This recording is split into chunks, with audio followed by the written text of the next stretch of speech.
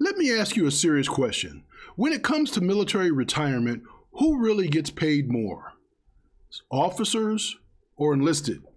Most people think they know the answer, or the answer may actually be obvious. They assume officers automatically retire better. But today, I'm going to break down the numbers, the myths, and the reality. And by the end of this video, you may completely rethink how military retirement actually works. If you're currently serving, planning your career, or already retired, this information matters because it can affect hundreds of thousands of dollars over your lifetime. Welcome back. I'm the Adjutant. Here we break down military pay, benefits, retirement, and life after service. Clearly, honestly, and without the noise. Let's get into it. How military retirement pay actually works. First, let's get one thing clear.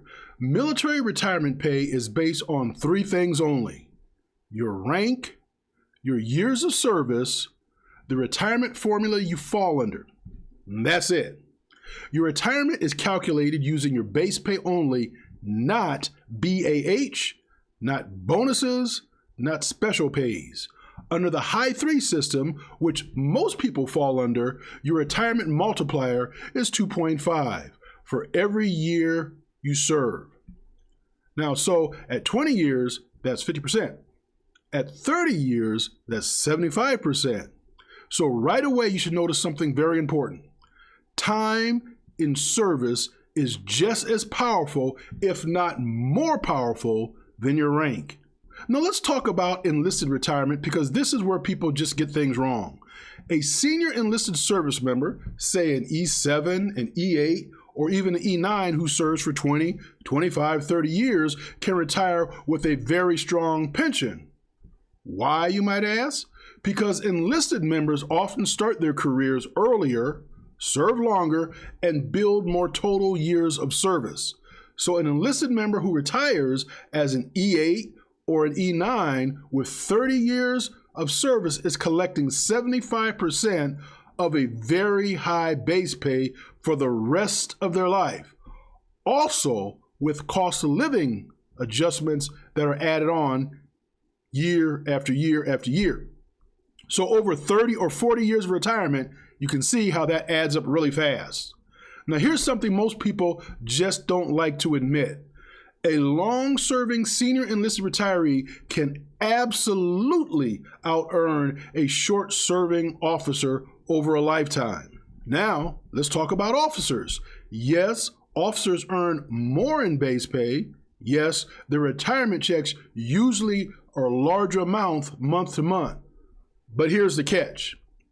Many officers actually start later, serve fewer total years, and retire at 20 instead of 30. And that matters.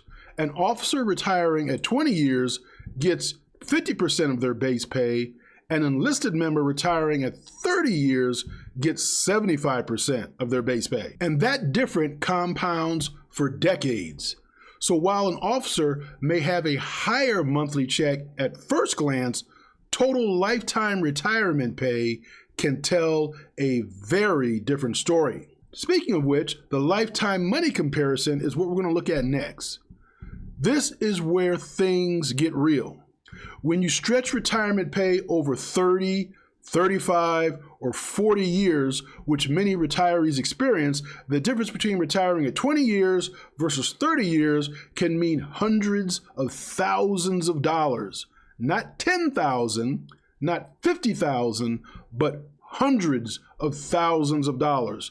This is why chasing rank alone is not a retirement strategy.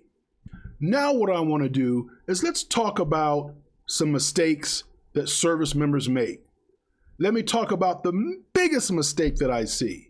Mistake number one, people chase rank without understanding the retirement math. Mistake number two, they delay planning until it's almost too late. You want to start planning early. I would even suggest from the moment you join the military, start thinking of what you want to do after military. We're going to talk about mistake number three. They assume an officer automatically means a better retirement. Your retirement outcome, once again, is shaped by years before your final rank. Promotion, timing, continuation, years of service, and smart career decisions matter more than your ego. You know, this reminds me, I remember getting a comment from a viewer because I am a retired captain. And they indicated you're a captain as though that was the lowest rank there was.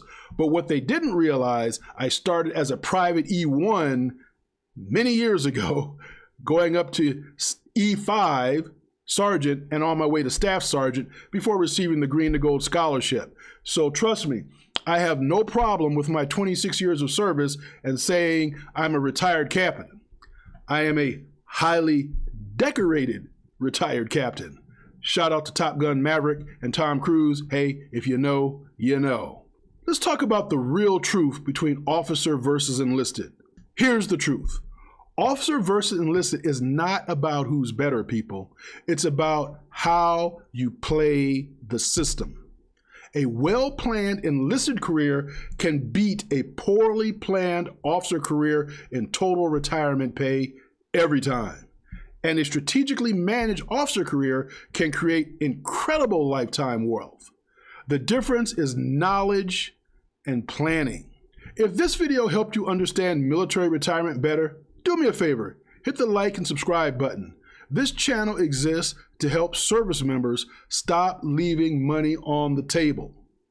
And drop a comment below, would you rather retire as a senior enlisted or a commissioned officer, and why? Now, before we wrap up, I want to leave you with this.